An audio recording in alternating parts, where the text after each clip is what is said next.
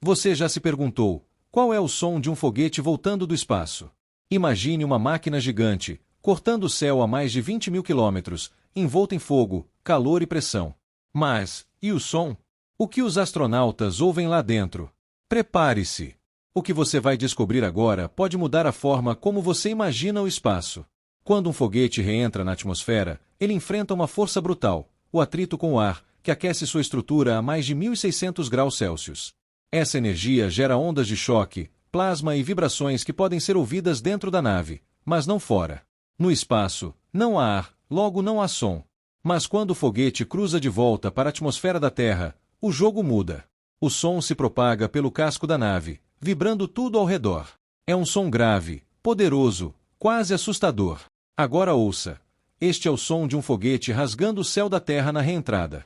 Feche os olhos e imagine estar ali dentro.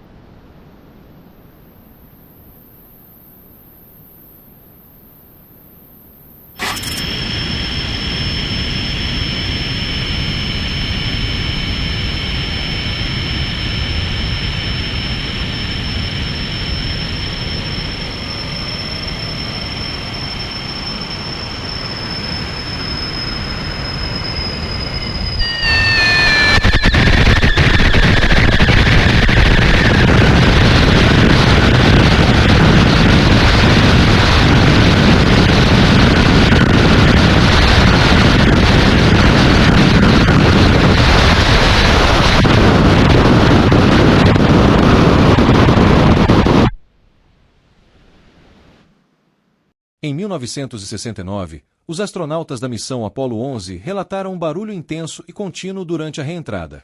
Era como estar no meio de um furacão metálico. Hoje, astronautas da SpaceX também compartilham o mesmo relato.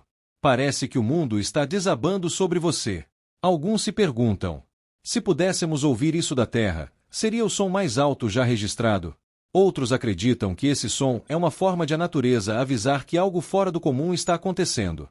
Agora que você sabe como soa a fúria de um foguete voltando à Terra, imagine o que mais ainda não sabemos sobre o espaço. Curta, compartilhe e se inscreva para mais vídeos que revelam o lado oculto do universo.